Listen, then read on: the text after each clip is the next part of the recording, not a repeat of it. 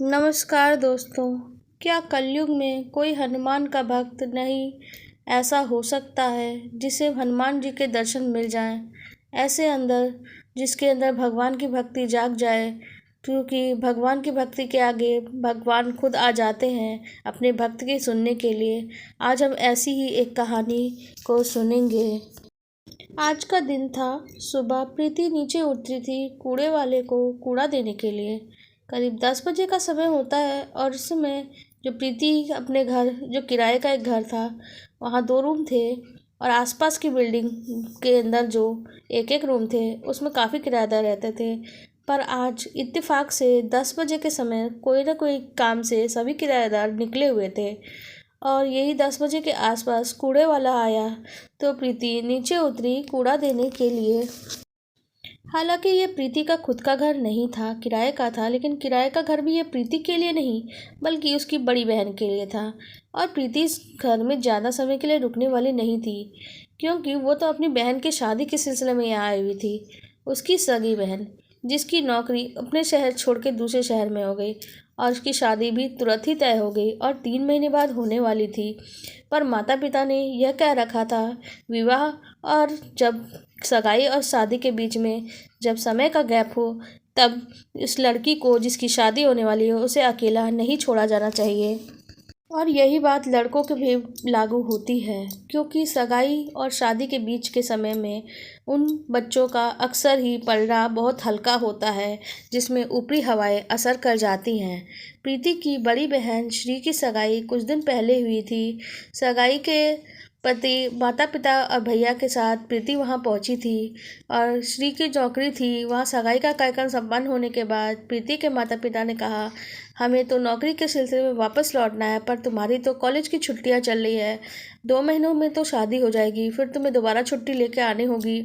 इससे अच्छा तुम यहाँ रुक जाओ, कुछ महीनों के बाद तो शादी हो ही जाएगी, फिर आ जाना और अपने एग्ज़ाम्स दे लेना, कोई दिक्कत हो तो बता देना। उसने कहा, नहीं माँ, मुझे कोई दिक्कत नहीं है। अक्सर कहा जाता है, प्रीति के माता पिता भी इस बात को मानते थे। सगाई और शादी के बीच में गैप हो और लड़के और लड़की के ग्रह नक्षत्र कुछ ऐसे हो जाते हैं कि उनके ऊपर बुरी शक्ति, ऊपरी हवाएं कुछ ज़्यादा ही आने लगती हैं। कुछ लोग मानते हैं, कुछ नहीं भी मानते हैं। और ऐसे में लड़का या लड़की को अकेले नहीं छोड़ना चाहिए। परिवार का कोई सदस्य उनके साथ ज़्यादा से ज़्यादा समय रहे तो वो सुरक्षित रहता है, वरना ऊपरी हवाएं अपना काम कर जाती हैं। उस दिन प्रीति सीढ़ियों से नीचे उतरी और कूड़े वाले को कूड़ा देने के लिए। सीढ़ियों के ऊपर उसने देखा एक बहुत ही बड़ा सा बंदर उसे दिखाई दिया, और इतना बड़ा साइज का बंदर और उसकी बड़ी सी पूंछ देखने के बाद प्रीति वापस चढ़ने की कोशिश में जब चढ़ी थी, पर उसकी हिम्मत नहीं हो रही थी कि वो आगे बढ़े। 2 दिन पहले मम्मी का फ़ोन आया था, मम्मी की तबीयत ख़राब है, प्रीति को वापस भी जाना है। सिर्फ अपनी मम्मी को देखभाल के लिए छोड़ नहीं सकती थी, लेकिन यहाँ तो इसकी हिम्मत सीढ़ियों तक की नहीं हो रही थी चढ़ने की। अब करूँ तो क्या करूँ, प्रीति सोच रही थी। प्रीति सीढ़ियों पर खड़ी इंतज़ार करने लगी, शायद मकान मालिक या कोई एक ऐसा इंसान जो सब ड्यूटी पे चले गए हैं, आसपास किराए में बगल के घर हैं, बच्चे हैं, कोई तो आ जाए। कुछ बच्चे स्टूडेंट, प्रीति से कम उम्र के 11वीं 12वीं पढ़ने वाले, उनके आने का समय हो रहा था। प्रीति ने सोचा, शायद इंतज़ार कर लेने से वो बच्चे आ जाएं तो मेरी हिम्मत हो जाएगी, मैं ऊपर चली जाऊंगी। पर अकेले तो बिल्कुल भी नहीं चढ़ूंगी अब सीढ़ी पे। थोड़ी देर बाद ही राहुल आ गया, जो बगल के रूम में रहता था। राहुल 11वीं में पढ़ता था, प्रीति को दीदी कह के बुलाता था। उसने पूछा, दीदी आप सीढ़ियों पे क्या कर रही हैं, चलिए ना ऊपर चलते हैं। राहुल, ऊपर मैंने कोई बड़ा जानवर देखा है, ऊपर कोई बड़ा सा बंदर है, प्लीज़ उसे भगा दो, मेरी हिम्मत नहीं हो रही है ऊपर जाने की, प्रीति ने कहा। राहुल दौड़ता हुआ सीढ़ी के ऊपर चढ़ गया और उसके आसपास की सभी जगह को देख लिया। प्रीति, मैंने तो 2-3 सेकंड पहले इसे देखा था, बस वहाँ खड़ी ही थी, इतनी जल्दी ये बंदर कहाँ चला गया, सभी दरवाजे तो बंद थे। राहुल ने सोचा, फिर चारों ओर देखा, दरवाज़ा तो दीदी का भी खुला था, यानी प्रीति घर, दीदी का घर। तो उसने देखा दीदी के घर में भी कुछ नहीं है, यहाँ भी कुछ नहीं है। ऊपर आ जाइए दीदी। प्रीति डरते डरते ऊपर आई। राहुल को धन्यवाद करके उसने जल्दी से अपना दरवाज़ा बंद कर लिया और डर के मारे जानने की इच्छा ही नहीं हो रही थी कि अब क्या करूँ। थोड़ी देर बाद माँ का फ़ोन आया। उसने कहा, मेरी तबीयत में सुधार है, बस मैं तुम्हें कुछ बताना चाहती हूँ। माँ ने कहा, पता नहीं क्या ग्रह नक्षत्र चल रहे हैं, मेरी तबीयत खराब हुई, तेरे पापा की भी और तेरी चाची जो यहाँ हमारे साथ में रहती हैं उनकी भी। प्रीति ने कहा, मुझे पता है, भैया से बात हुई आपकी? हाँ बोल रही हूँ, भैया के पाँव में भी चोट लग गई है, तेरी भाभी की बड़ी बहन को भी। कुछ तो बुरे होते होते रह जा रहा है, पर तू ध्यान रखना। प्रीति ने कहा, माँ चिंता क्यों करती हो, तुम तो कहती हो हनुमान जी हमारे साथ हैं, फिर चिंता की क्या बात है।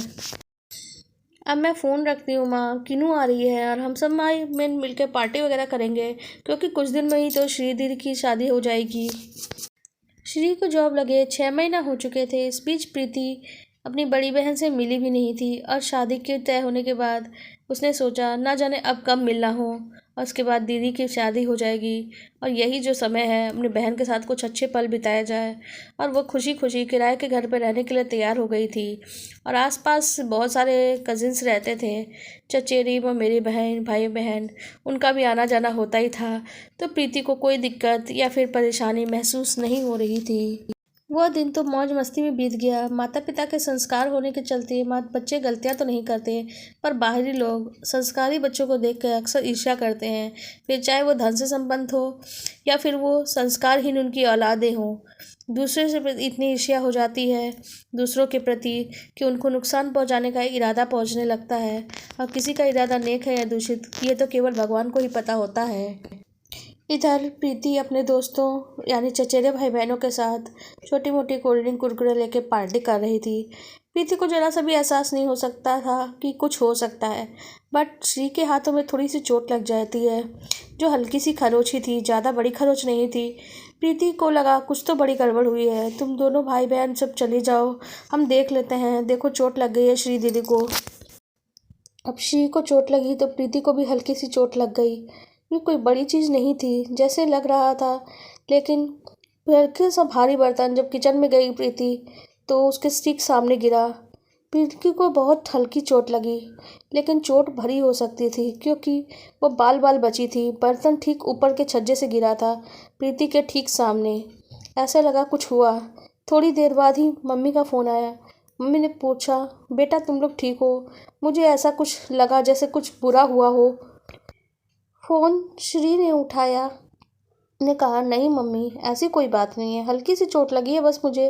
और प्रीति को तो हल्की भी चोट नहीं लगी है, बस ऐसे ही हो जाता है कभी कभी। तो मम्मी घबरा गई। अब बोली, क्या तुम दोनों को एक साथ ही चोट लगी? और तुम्हारे भाई को भी चोट लगी? मुझे भी लगी और तेरे पापा को भी लगी। ऐसा क्या हो रहा है जो हम सबको एक ही साथ समय चोट लग रही है, बीमारियां आ रही हैं? कोई कुछ बुरा करने का सोच रहा है या हो रही है कोई कोशिश? कोई तो कुछ ऐसा कर रहा है, मुझे इस बात का बहुत ही ज़्यादा एहसास हो रहा है। श्री तो बहुत पढ़ी लिखी लड़की थी और प्रीति की पढ़ाई भी कंप्लीट नहीं हुई थी, लेकिन दोनों ही तेज तर्रार लड़कियां थी। श्री बोली, मम्मी हम किन चक्करों में पड़ गई हो? किसी ने कुछ कह दिया, किसी ने कुछ कर दिया, ये सब चक्करों में मत पड़ो, ये सब कुछ नहीं होता। बेवजह की चीज़ों पे ऊपर विश्वास मत करना। उधर प्रीति अपनी मम्मी से बात करने के लिए फ़ोन ले लेती है और कहती है, आपका विश्वास तो हनुमान जी के साथ है, वो हमारे साथ हर समय होते हैं ना, तो बस आप उस विश्वास पे विश्वास रखिए।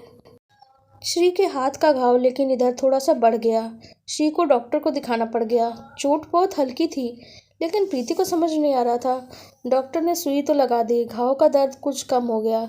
कुछ दिनों में उसकी शादी होती थी, तो बाकी तैयारियों में शादी की छोटी मोटी जो पार्टियां होती थी, फंक्शन होते थे, कई नियम और रिवाज होते थे और आवाज़ होती है, बहुत सारी चीज़ें होती हैं। कुछ ही महीनों में शादी नहीं पड़ गई, श्री की विदाई भी हो गई। प्रीति इस घर में अकेली थी और अभी इस घर का किराया दिया गया था, सामानों भी हटाना था। प्रीति उस घर में अभी अकेले ही बैठी हुई थी। माता पिता दूसरे कामों में व्यस्त हो चुके थे। इधर प्रीति को जो देखा उसने, उस सुबह किसी को नहीं बताई थी, ना उस बंदर के बारे में उसने किसी को बताया नहीं था। उसे अंदाज़ा था भगवान तो किसी रूप में आ ही सकते हैं, खास करके जब आप बड़ी मुसीबत में पड़ने वाले हों तो भगवान की भक्ति करते हैं तो भगवान आपकी रक्षा बिना बताए किसी रूप में आके आसपास होते हैं, और आपको शायद इस बारे में पता नहीं होता। हालांकि घर नहीं खाली किए जाने के चलते प्रीति वहाँ अकेली रुक गई, पर उसे अकेलापन नहीं महसूस होता, क्योंकि आस पड़ोस के काफ़ी सारे बच्चे थे जो उसे छोटे भाई बहन जैसा प्यार करती थी, और काफ़ी चचेरे भाई बहन भी आते जाते रहते थे। यह करीब 10 दिन का समय था। प्रीति को घर तो जाना था, लेकिन इस बीच उसे बहुत कुछ महसूस किया इस घर में, जैसे कोई अजीब सी शक्ति हो जो पॉजिटिव हो, और जो कुछ भी उसके साथ गलत होने की कोशिश होती वो नहीं हो पाती, क्योंकि वो पॉजिटिव शक्तियाँ उसकी रक्षा कर रही थी।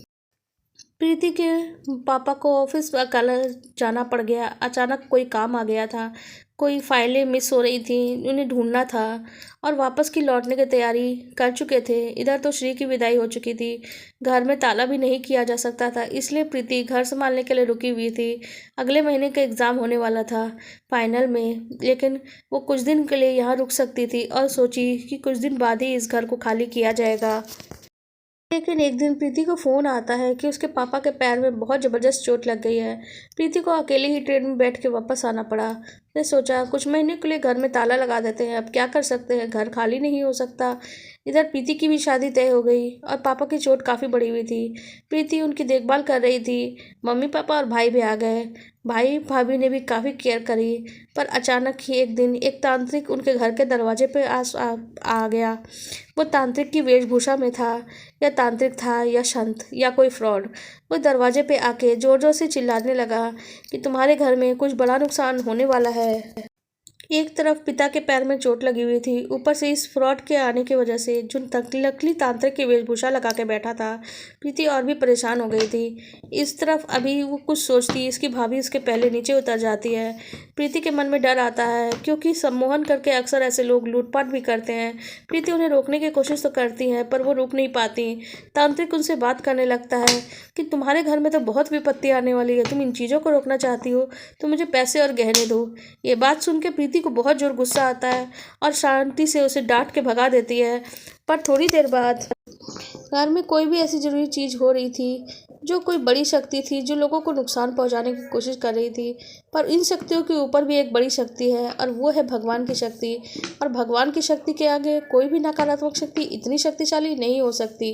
ये बात जानती थी प्रीति कि कोई उसके परिवार को नुकसान नहीं पहुंचा सकता। इस बात का एहसास लेकिन पूरे परिवार को भी हो रहा था कि कोई चोट या बीमारी आना तो बहुत नॉर्मल होता है। प्रीति ने कहा, चलो कल हम ही काली मंदिर चलते हैं, वहाँ पंडित जी से कह के विशेष पूजा वगैरह करवा लेंगे। थोड़ी देर बाद प्रीति के घर पे नज़र पड़ती है लौटने पे कि जो दरवाजे पे कुछ फूल और अजीब सी चीज़ें पड़ी थी जो हड्डियों जैसी दिखती थी। प्रीति और उसकी भाभी काफ़ी डरी हुई थी। प्रीति बोलती है, भाभी चिंता मत करो, जानबूझ के किसी ने जानबूझ के हमें डराने के लिए ऐसा कुछ किया है। भाभी और माँ इस बारे में बात करते हैं। माँ भी थोड़ी डर जाती है, पर वो सोचती है ये शायद उसी फ्रॉड का काम है और हम लोगों को इसने मन बिगाड़ने के लिए ऐसा किया होगा। घर में लेकिन कुछ ना कुछ तो रोज ही अजीब हो ही रहा था। कुछ दिनों के बाद एक अजीब सी चीज़ हुई। प्रीति और उसकी माँ मन लेके मंदिर पहुँचे। पंडित जी ने कहा, तुम्हारे घर में कुछ ना कुछ तो किया कराया ज़रूर है। पंडित जी आए। घर के बाहर ऐसी चीज़ दिखाई दी जो इन लोगों ने नोटिस ही नहीं की थी। घर के बाहर कुछ कीलें ठोकी हुई थी जहाँ उनकी कोई ज़रूरत नहीं थी। ना ही कोई फर्नीचर थी वहाँ, और ना ही वहाँ कील ठोकने की कोई ज़रूरत, क्योंकि वहाँ तार वगैरह भी नहीं थे, और ना ही कोई वायर्स थे, और ना कोई पाइप। फिर ऐसी जगह पे कील क्यों ठोकी जाएगी? कोई भी मिस्त्री इस जगह पे कील क्यों ठोकेगा? उसके बाद उस फर्नीचर को हटाने के बारे में मिस्त्री मजदूर को बुलाया जाता है, पर उन्हें भी खतरा लग रहा था। प्रीति हनुमान जी की फ़ोटो के आगे खड़ी होती है, उनसे प्रार्थना करती है तो कुछ ना कुछ चमत्कार कर दो। कुछ दिन बाद अचानक ही देखते हैं कि हनुमान जी की मूर्ति से एक अलग किस्म की रोशनी आ रही है, और रोशनी के साथ ही बहुत ही तेज़ चमकती है हनुमान जी की मूर्ति, और तेज़ चटाक के आवाज़ के साथ मूर्ति में टूटन आ जाती है। ये सब घटनाएं इतनी जल्दी जल्दी हुई। प्रीति की माँ ने सबको बुलाया और दिखाया, देखो मूर्ति तो टूट गई है। अभी वो लोग बहुत घबरा गए, लेकिन थोड़ी देर बाद फिर मिस्त्री जो बाहर छोड़ के आए थे वो वापस आए वहाँ पे, तो वो लोग वहाँ नहीं थे और कीलें भी गायब हो चुकी थी। सब कुछ अपने आप लेकिन ठीक होने लगा। प्रीति की माँ को नहीं पता, प्रीति के भाई और पंडित जी को भी कुछ नहीं समझ में आया, लेकिन सब कुछ ठीक होने लगा। यह हनुमान जी का ही चमत्कार था, सब कुछ ठीक हो गया था। उन्हें इनके बारे में कुछ भी अंदाज़ा नहीं था कि कौन किसकी ईर्ष्या की वजह से यह सब कुछ हुआ था, जिसकी वजह से इनके परिवार में काफ़ी मुसीबतें आई थी। 6 महीने तो कुछ परेशानियों को झेलने के बाद भी अब परेशानियां दूर हो गई तो प्रीति की भी शादी हो जाती है।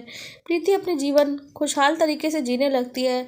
उसको लेकिन इस बात का एहसास है कुछ ना कुछ तो बुरा हुआ था जो इसका समय था।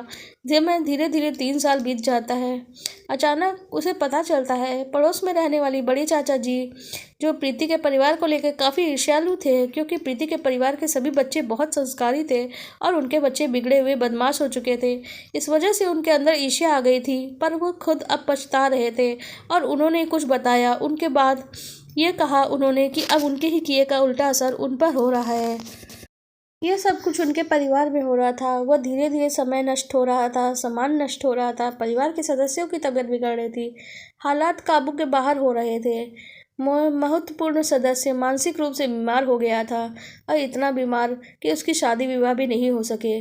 प्रीति के परिवार वालों को जब पता चला, उन्होंने जब खुद सारी बात बता रहे थे और वो माफ़ी मांग रहे थे कि प्रीति का परिवार उनको माफ़ कर दे, तो प्रीति की माँ ने कहा हमने तो कभी तुम्हें दोषी समझा नहीं, तो माफ़ी क्यों मांग रहे हो, माफ़ी का तो सवाल भी नहीं, और कोई गलतफहमी हो तो हम तो वैसे भी माफ़ कर देंगे, पर कर्मों की सज़ा वो हम नहीं तय कर सकते। ये सोच तो ईश्वर तय करता है। ये ईश्वर ही तय करेंगे कि आपको क्या सज़ा देना है और कितनी माफ़ी देनी है, कब देनी है, कब वो आप माफ़ कर देंगे। प्रीति का परिवार तो बहुत खुश था। अब उनके परिवार में तो कोई परेशानी नहीं थी, लेकिन जब भी वो अपने पड़ोस में उन चाची के परिवार को देखते हैं तो उन्हें बहुत दया आती है। पर अब वो कुछ नहीं कर सकते क्योंकि वो अपने कर्मों का ही फल भुगत रहे थे, क्योंकि उन्होंने प्रीति के परिवार को बर्बाद करने की कोशिश में कोई कसर नहीं छोड़ी थी।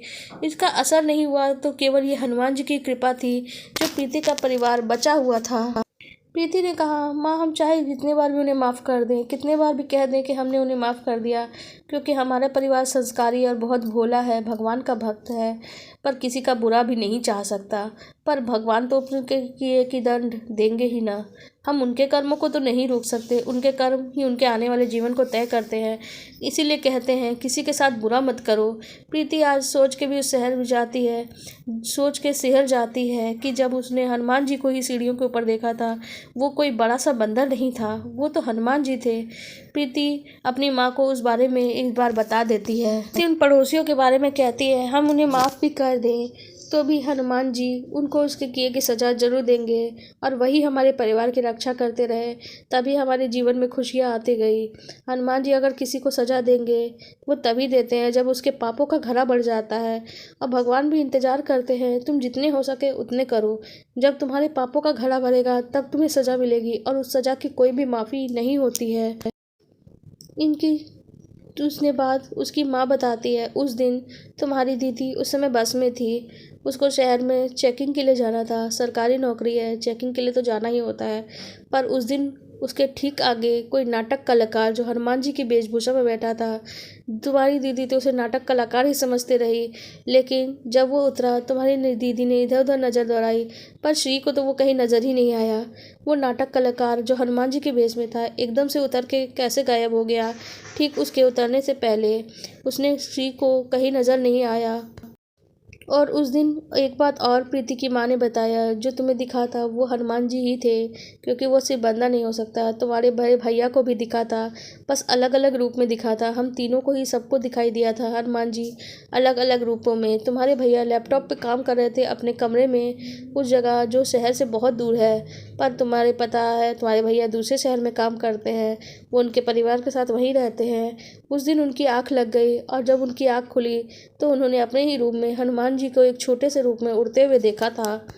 और वही ठीक दिन का समय था जब 10 बजे के पास मैं मंदिर में गई थी, क्योंकि मेरा मन घबरा रहा था। मैं हनुमान जी की मूर्ति में खड़ी थी, तभी वहाँ एक छोटा नन्हा बंदर आया जिसने मेरा आंचल खींचा, तो मैंने उसे खाने के केले दिए। वो बंदर बहुत मुस्कुराया था, पर वो सिर्फ बंदर नहीं था, वो नन्हा सा हनुमान जी का ही रूप था जो हमें किसी न किसी रूप में हर जगह दिखाई दिया। उस दिन हमने जान लिया था, हनुमान जी ने जता दिया था कि वो हमारे साथ है और हमारे साथ कभी भी कुछ भी बुरा हो ही नहीं सकता। आज प्रीति अपने परिवार के साथ बहुत खुश है, श्री भी अपने परिवार में खुश हैं, प्रीति के भैया भी अपने परिवार में खुश हैं, उनका सभी लोग खुश हैं। वो कहते हैं कि भगवान की भक्ति करना चाहिए पर मन को साफ रखना चाहिए। हम जब किसी का बुरा नहीं सोचते तो हमारे साथ बुरा होता भी नहीं है, और अगर कुछ बुरा होता है तो भगवान हमारे साथ होते हैं तो वो उन्हें बुरा होने नहीं देते। इसलिए और जब वो बुरा करता है जो, उसे उसके कर्म का फल मिलता ही मिलता है। इसलिए हमें हमेशा ही अच्छे कर्म करने चाहिए। जीवन भर हमें ज़रूरी नहीं अच्छा मिले, लेकिन कर्मों का फल तो हमेशा अपना रिटर्न देता ही है, वो हमेशा ही हमारे साथ रहता है। आपको हमारी ये कहानी कैसी लगी कमेंट सेक्शन में ज़रूर बताइएगा। चैनल को लाइक और सब्सक्राइब जरूर कर दीजिएगा।